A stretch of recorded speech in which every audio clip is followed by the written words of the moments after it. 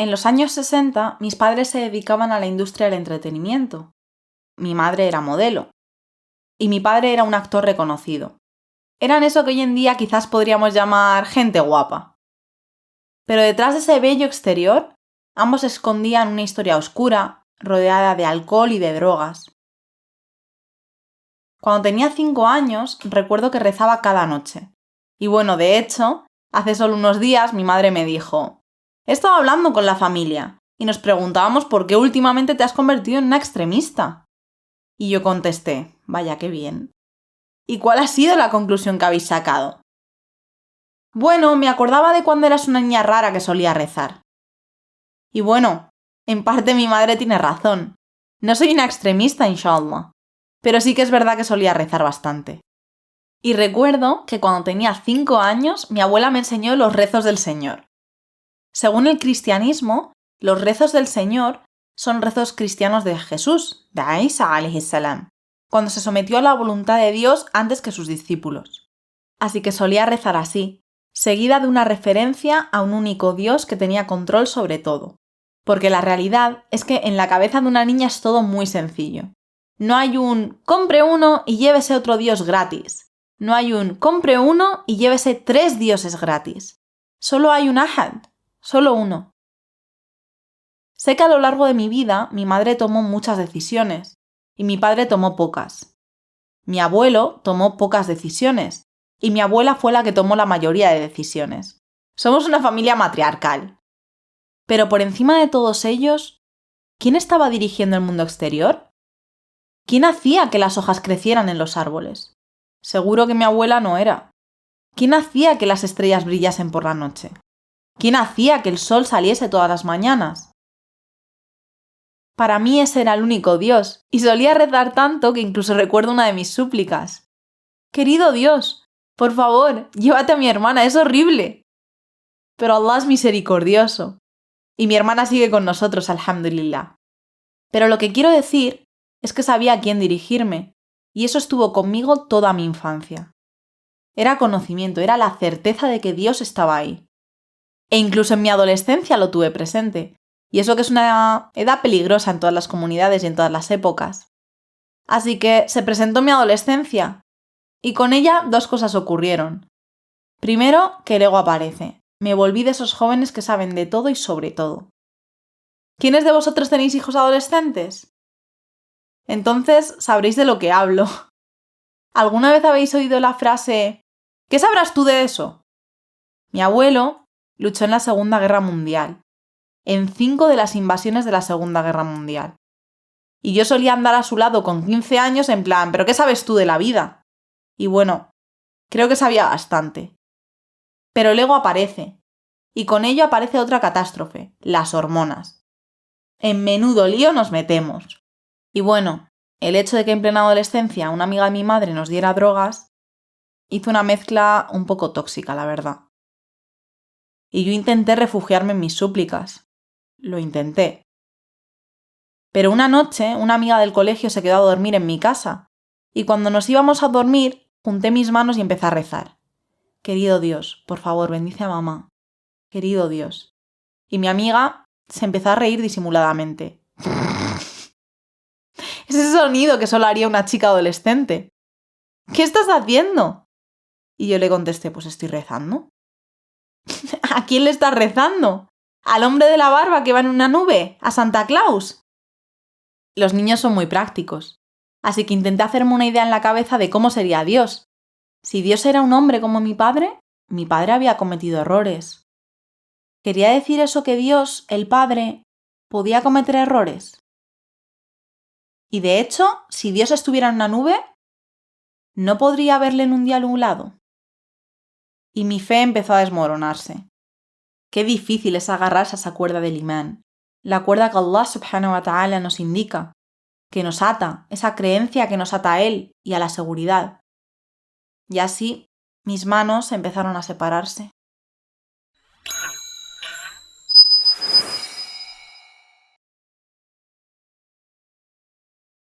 Después de convertirme en periodista, empecé a escribir y me convertí en lo que podríamos llamar una celebridad menor. Me encantaba recibir elogios. y por eso puedo hablar de ello. Me preparé para ser actriz y fui actriz durante unos 7 años. Y si le preguntases a cualquier actor, ¿por qué has elegido un trabajo que no está muy bien pagado en la mayoría de las ocasiones? ¿Por qué lo aguantas? Probablemente te dirán, por los elogios. Es que es adictivo, es como una droga, y cuando estás en ese mundo lo quieres la fama. Y la forma de conseguir fama es teniendo el reconocimiento de la gente. Y yo, que solo recibí un poquito de esa fama, se convirtió para mí en algo tóxico. Era una celebridad menor, pero en mi mundo era como ser la mayor celebridad del universo, porque de repente todo el mundo se convirtió en una estrella orbitando alrededor de mi ego. Mi marido en aquel momento, mis hijos, mis padres, todos ellos bailaban al son de mi nafs. Y la pregunta es, ¿en qué momento se encendió esa lucecita? ¿En qué momento sentí que el universo no iba de esto, sino que iba sobre algo distinto? ¿Cuándo ocurrió? Lo he pensado mucho, la verdad. Y creo que todo se resume en un momento para mí. En el año 2000 tuve a mi primera hija, Alexandra. Y muchos sabemos que el nacimiento de un primer hijo es un momento especial para ambos padres, pero especialmente para la madre. Todo tu ser abandona tu cuerpo y tu corazón se llena de un amor que ni sabías que estaba ahí cuando miras por primera vez a esos ojos. Y es más, desearías que el mundo fuese un lugar mejor. Fue un cambio de un día para otro. Pasé de escuchar a Eminem y a otras estrellas del rap a no soportar la música demasiado alta. Bueno, en general, pasé a no soportar ese tipo de música, porque no quería que se hablase así de las mujeres, ni quería ese tipo de lenguaje cerca de mi hija. En diciembre del año 2000, mi hija cumplía un mes, y la estaba abrazando mientras veía las noticias de la noche. Y de repente apareció una foto, esa foto que cambiaría mi vida. Era una fotografía en la que aparecía un joven, un adolescente que aparentaba unos 10 años, pero realmente tenía 14. Era muy pequeño para su edad. Todo lo que se podía ver de ese chico era su espalda, porque el cámara estaba detrás de él, y el niño estaba así. Y lo que llama la atención de esta fotografía es que el niño estaba a punto de lanzar algo. Era una fotografía dinámica, pero lo que era aún más impresionante, hermanos y hermanas, es que a tan solo unos metros de distancia, un tanque enorme se aproximaba hacia él. Imaginad que fuésemos nosotros. Lo que nos he dicho es que lo que tenía en su mano derecha era una piedra. Si vosotros o yo, que Allah subhanahu wa ta'ala nos proteja, alguna vez tuviéramos que enfrentarnos a un tanque, lo más probable es que saldríamos corriendo. Es el instinto humano. Pero este niño iba hacia el tanque. Iba a tirar su piedra sin ningún tipo de miedo, sin importarle las consecuencias. Y yo sabía mientras estaba ahí con mi bebé, sabía que los hombres que iban dentro de ese tanque tenían miedo de ese niño. Pero él no le tenía miedo al tanque. El presentador dijo que el nombre del niño era Faris Odeh y se había criado en un lugar llamado Campo de Refugiados de Rafah. Y la verdad es que nunca había oído hablar de ese lugar, pero quiero que recordéis ese nombre, porque lo mencionaré más adelante en la historia. Lo que yo no supe en ese momento, sino que lo supe 9 años después de ver esa foto, fue que Faris Odeh fue asesinado por un francotirador israelí. Es que claro, era palestino. La bala atravesó su garganta y se desangró hasta morir en ese campo de refugiados, protegiendo a su gente con piedras. Esa foto y el Qadr de Allah son la única explicación que tengo para todo lo que ha pasado desde entonces. Incluso es lo que ha hecho que esté aquí hoy contando mi historia, porque me di cuenta de que no llevé el timón de mi propia vida durante mucho tiempo. Todos tenemos esos momentos en los que pensamos que estamos a cargo de nuestra vida, ¿verdad? Está bien tener un plan, tener aspiraciones, pero ¿y qué pasa si dejas de llevar las riendas de tu vida? ¿Quién te guía entonces?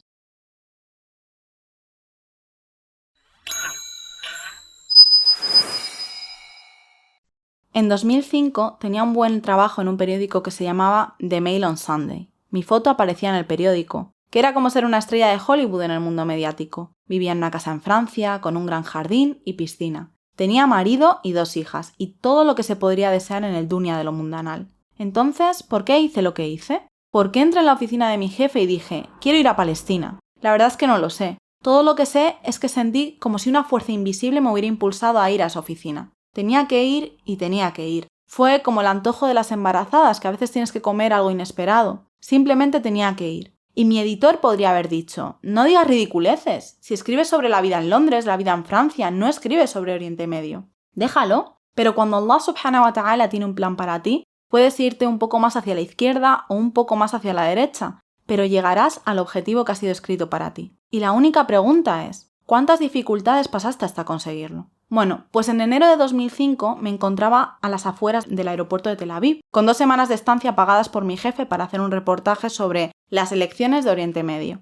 y sabía tan poco sobre Palestina que estaba ahí pensando, vale, ¿cómo voy desde Israel a Palestina? Ni siquiera sabía que todo era un único lugar. Subhanallah. Porque igualmente las fronteras hechas por el hombre no cuentan. Es el mundo de Allah. Así que mientras estaba ahí preguntándome qué hacer, un hombre se me acercó y me dijo, «Hola, mi nombre es Jamal, pero puedes llamarme Jimmy». Y yo contesté, «Hola, Jimmy». A continuación me dijo que era taxista de Jerusalén, así que me monté en el taxi con él y me llevó a Ramallah. Durante los siguientes 65 minutos, Jimmy Jamal me contó 65 años de historia palestina. La verdad es que fue todo un viaje. Pero lo que recuerdo del viaje fueron aquellas colinas de Tierra Santa, un lugar precioso que atrae a millones de personas de todo el mundo. Es el lugar donde cada roca alaba a Allah, donde cada olivo, cada árbol, conoce los nombres de los profetas. Recuerdo estar en el coche acercándonos a un control fronterizo, y había mucha gente. Pero al otro lado de la montaña me fijé que en las colinas había muchas carreteras vacías que iban hacia la misma dirección.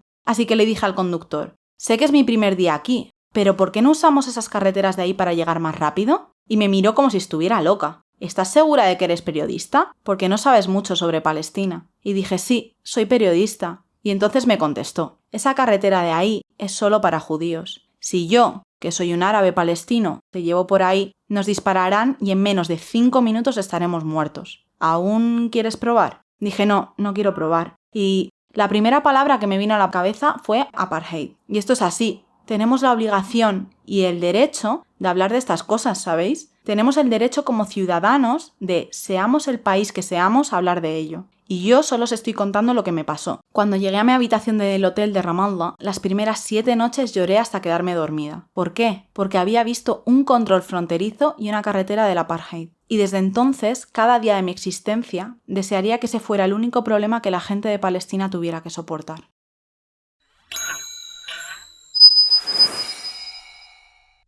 ¿Hay un síntoma que tiene la gente que va a Gaza? Bueno, más bien es una enfermedad. La llamamos gazatitis. Y no es algo que te envenene. Es más bien una bendición, pero te enferma. Es que veréis, cualquier persona externa que vaya a Gaza con el corazón abierto querrá volver. Y querremos volver tanto como podamos. Y yo no sabía eso en 2016, cuando ya creaba excusas para volver a Palestina. Solo sabía que quería ver a esa gente otra vez. En ese momento ya tenía la experiencia de haber ido a Erez. Erez es como una visita al infierno. La gente de Gaza no se asusta fácilmente, pero si mencionas Erez, todo el mundo nos dice «Shh». Erez es el control del infierno, un lugar donde la humillación es un ritual, un lugar donde unas voces insoportables te gritan para que te quites parte de tu ropa, que te quites esto, que dejes aquello, muestra que llevas ahí, abre esto, y de repente disparan, desde kilómetros y kilómetros. Estaba ahí esperando para irme, y ya había escrito algunas cosas, y estaba a punto de irme. Eran las 10 de la mañana, y sabía que siendo extranjera tenía la posibilidad de salir de ahí en unas 3 horas. Me di cuenta de que necesitaba un taxi para la 1 de la tarde. ¿Recordáis mi experiencia de Da'wah? La primera vez que monté en taxi. Prestad atención a esto. Cuando miré en mi mochila y pensé, ¿cómo voy a conseguir un taxi desde Erez, en Israel, a Jerusalén? Me voy a quedar atrapada. Busqué en mi bolso, porque guardo las tarjetas cuando viajo, y encontré esa tarjeta que decía Jamal, taxista, Al-Quds. Y pensé, perfecto, le voy a llamar. Sé que es muy improbable que haga todo el camino desde Jerusalén hasta Gaza a través del paso de Erez, pero quizás conozca a otro taxista. Parecía una buena persona. No sé si se acordará de mí. Bueno, pues esta fue la conversación. Hola, ¿hablo con Jimmy Jamal? ¿Eres Lauren Booth? Oh, el sol de Allah se ha alzado una vez más sobre Tierra Santa. Mi mujer dejará de llorar. Mis hijos comerán otra vez. Allahu Akbar. Bienvenida a tu casa. Te hemos echado de menos. Subhanallah. ¿Por un viaje en taxi? El amor que da esta gente. El amor que expresa la lengua árabe que se nos ha dado. Y le dije a Jimmy Jamal, voy a estar en el control a la 1 de la tarde. ¿Podrás encontrarte ahí conmigo? Y me dijo, sin problema. Pero eso no es lo que pasó, hermanos y hermanas. A las 10 de la mañana, en el control de Erez, estaba con trabajadores de la OMS, la Organización Mundial de la Salud, miembros de las Naciones Unidas, gente de Palestina, algunos ministros del gobierno de Al-Fatah, el ministro de Aerolíneas, y los israelíes nos mantuvieron ahí esperando. Y mientras había una mujer en silla de ruedas que estaba contando su historia a todo el mundo muy contenta. «Me voy a América», decía. «Mi hijo vive en América y me va a pagar una operación muy cara en América y voy a poder volver a andar otra vez porque me voy a América. ¿Os he contado que mi hijo vive en América?» Y una y otra vez escuchábamos su historia y todo el mundo estaba muy contento por ella. Sobre las 11 de la mañana se la llevaron de ese control tan horrible y la despedimos. Se iba a su aventura a América. A mediodía la trajeron de vuelta mientras decía: «No creo que me dejen ir porque dicen que no tienen coordinación». Y eso es una trampa muy grande, porque la coordinación es imaginaria. Es alguien pulsando un botón o marcando una casilla en un papel. Ella tenía la coordinación, tenía el permiso. Así que todos nos levantamos y le dijimos al coordinador palestino: «Haz que se la lleven o vamos a tener problemas». A la 1 llevaron a Majdi otra vez al control y la despedimos otra vez y esperamos. Cuanto más esperábamos, más seguros estábamos de que se había ido. Pero a las 4 de la tarde la trajeron de vuelta gritando. Había perdido su vuelo, ya no iba a América. Lloraba y gritaba en árabe: «¿Por qué me están haciendo esto a mí? Soy una mujer mayor, no una terrorista». Sobre las 5 de la tarde permitieron a todo el mundo pasar el control del infierno, yo incluida. A estas alturas mi móvil estaba sin batería, por supuesto. Y yo había reservado un taxi a la 1 de la tarde. Y ahí estaba yo, en medio de una especie de polígono industrial enorme, en medio de Israel, en medio de ninguna parte. Y pensé: ¿qué voy a hacer ahora? Y un coche se me acercó a toda velocidad, derrapando delante de mí. Y pensé: vale, ¿y ahora qué? La puerta se abrió y Jimmy Jamal me dijo: «Assalamu alaikum, ¿ha pedido usted un taxi?» Estaba totalmente confundida y le dije: «Sí, he pedido un taxi para la 1 hace 5 horas». Y me dijo: «Sí, he esperado». «Perdona, ¿has esperado 5 horas?» Y con total normalidad me dijo: «Claro». «¿Por qué?» «Porque soy musulmán y un musulmán jamás dejaría a una mujer sola en peligro». Me metí en el coche y empecé a llorar. Y fue una de esas lloreras que no quieres que nadie vea. Esas en plan... Y no fue como en las telenovelas, con una lagrimita y después un pequeño resoplido en plan... Y claro, siendo árabe fue muy, muy, muy, muy comprensivo. Y me dijo: «Deja de llorar, que estás histérica, que te voy a tener que llevar al hospital». Pero no podía dejar de llorar. Dije: «Sois tan buenos y ellos tan horribles. Es súper injusto». Al final no me dejó quedarme en el hotel que había reservado, sino que me invitó con su mujer en su casa. Y desde entonces, en cada uno de mis viajes he sido su invitada. Que Allah les bendiga.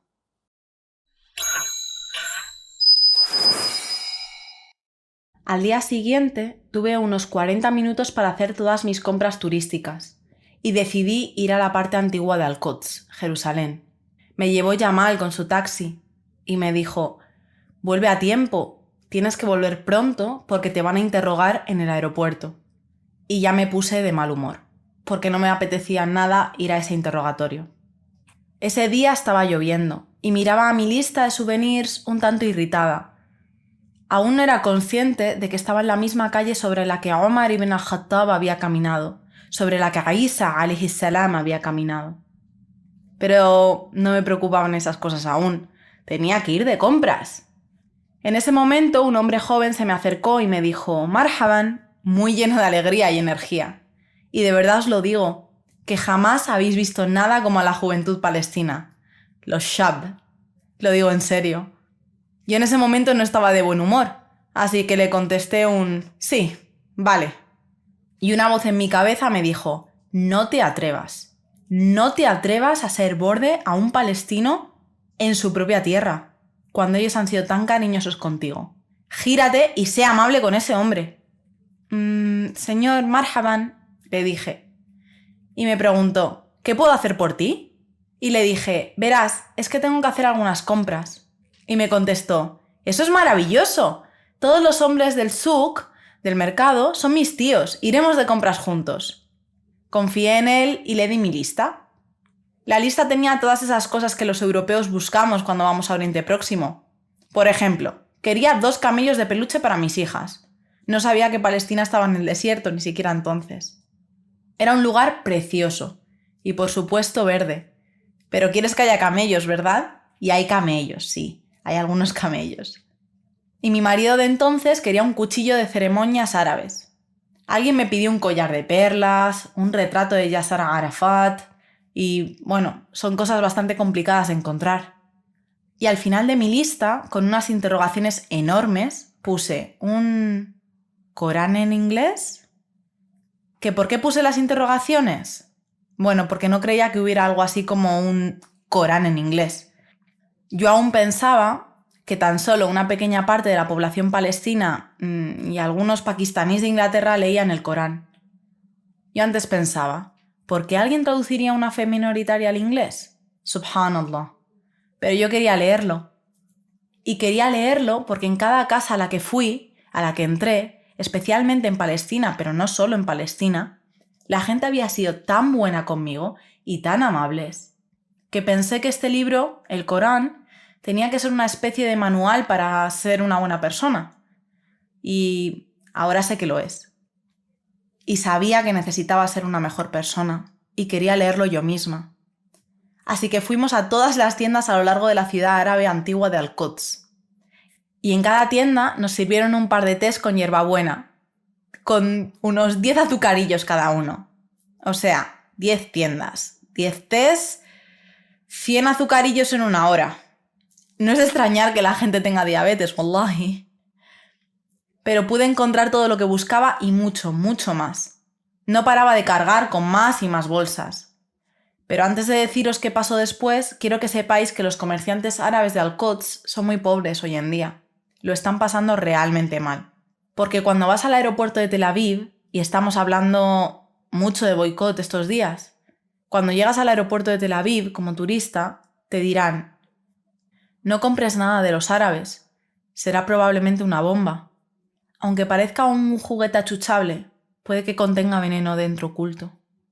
Así que nadie compra de los árabes ya, muy poca gente. Y es muy complicado sobrevivir así.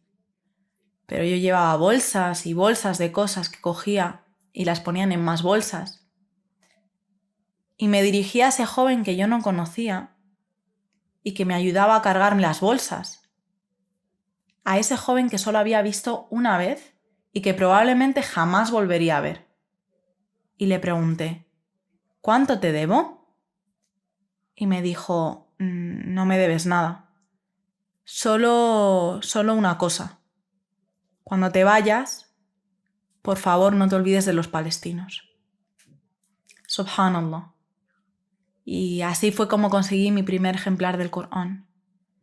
Por un regalo de la gente palestina. De alguien que daba paz. Subhanallah.